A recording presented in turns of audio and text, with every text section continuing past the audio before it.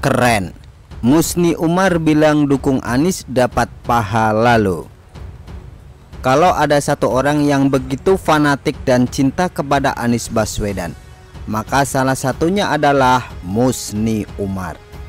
Dia adalah mantan rektor yang berkat fanatik terhadap Anies. Wawasannya kayak bukan seorang rektor. Mungkin kalau logikanya diadu dengan anak sekolahan yang pintar, mungkin masih kalah. Awalnya dia cerita soal relawan pendukung Anies di Pilpres nanti. Menurut dia, dengan segala perjuangan yang sudah dilakukan, para relawan seharusnya layak diberikan apresiasi.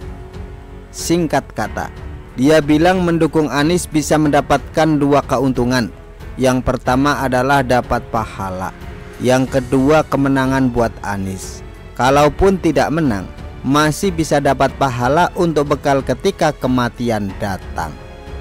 Kenapa bisa mantan rektor bicara begitu? Logikanya di mana sih?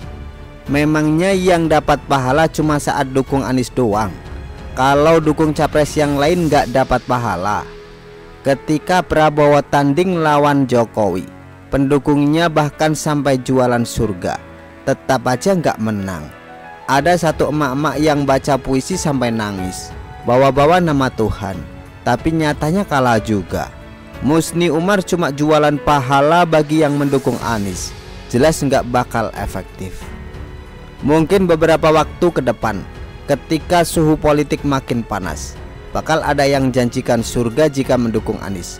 Atau bisa jadi bakal ada yang berikan sertifikat lahan di surga sekian hektar jika mau mendukung Anies sampai pingsan.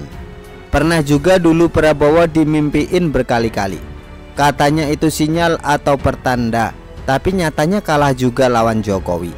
Dulu Bapak Amin Rais juga pernah bikin statement sombong dengan narasi partai Tuhan dan partai setan.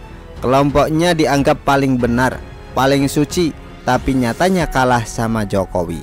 Pola-pola ini bakal terulang lagi di Pilpres nanti. Udah jelas siapa pelakunya dan mendukung siapa. Miris, tapi inilah kenyataan yang harus dihadapi. Ini juga sama seperti di Pilkada DKI saat Anies menang. Gak jauh-jauh dari surga dan neraka. Jenazah pun juga diancam. Pola-pola ini adalah hasil dari ketidakberanian bertarung dengan jantan. Gak ada prestasi yang dibanggakan. Mainnya gak jauh-jauh dari agama. Kalau mendukung dapat lahan di surga, kalau nggak mau dukung diancam pakai hukuman mengerikan dan neraka. Pokoknya suka-suka mereka lah. Mereka itu udah kayak pemilik surga dan neraka yang paling berhak memutuskan siapa yang bakal masuk kemana.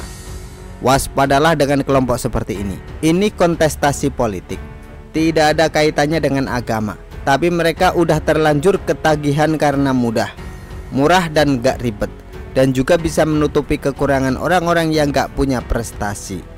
Ini baru Musni Umar ya, belum lagi kelompok macam FPI, PA212 dan lain-lain. Kalau udah turun gunung, mereka udah bisa ditebak bakal dukung siapa. Mereka lebih jago jualan agama, iming-imingnya jauh lebih bombastis, bikin sebagian orang gak bisa menolak. Jangan sampai terjatuh di lubang yang sama untuk kedua kali. Anies menang, salah satu alasannya karena ada politisasi agama yang masif. Anies menang, tapi kinerja minimalis, kebanyakan wacana. Nyesel, 5 tahun dirasakan oleh banyak warga DKI. Itulah hasil dari memilih orang bukan berdasarkan fakta prestasi, tapi karena faktor agama. Ibarat disuruh memilih koki terbaik, tapi yang dilihat adalah kemampuan berenang, jadi nggak nyambung. Lihat juga Jokowi yang terpilih karena faktor rekam jejak yang berlimpah. Hasilnya luar biasa, pembangunan di mana-mana. Hasil survei kepuasan Presiden Jokowi meraih titik paling tinggi, yaitu 82%. Rakyat selalu antusias kalau ketemu Presiden Jokowi. Beda dengan Anies yang mana rakyat gak antusias, heboh cuma di video doang.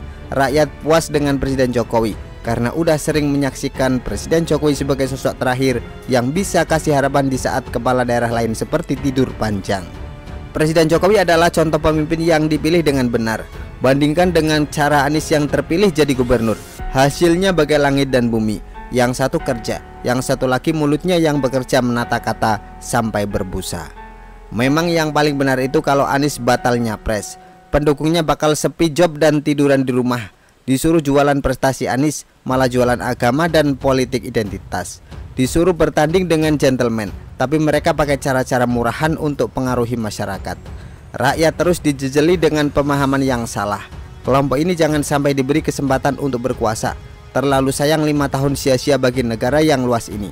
Di tangan Presiden Jokowi saja masih ada banyak masalah yang nggak beres. Nggak terbayang kalau Anies yang memimpin. Mungkin masalah di negara ini bakal 5 kali lipat tinggi gunung Himalaya. Intinya, kalau mau negara ini maju, rakyat jangan mudah dipengaruhi oleh narasi-narasi yang nggak nyambung. Rakyat jangan mudah diadu domba oleh mereka yang udah kebelet berkuasa. Negara maju salah satu faktornya karena rakyat pintar mengfilter mana yang benar dan mana yang konyol. Mereka udah paham siapa saja yang menjual agama demi kepentingan politik dan menghindarinya. Pilihlah capres berdasarkan rekam jejak dan prestasi, bukan karena yang aneh-aneh. Apalagi sampai dijanjikan yang muluk-muluk, surga kok diobral. Aneh aja kalau ada yang percaya. Begitulah kura-kura. Artikel diambil dari Shio.com, ditulis oleh XRD. Bagaimana menurut Anda?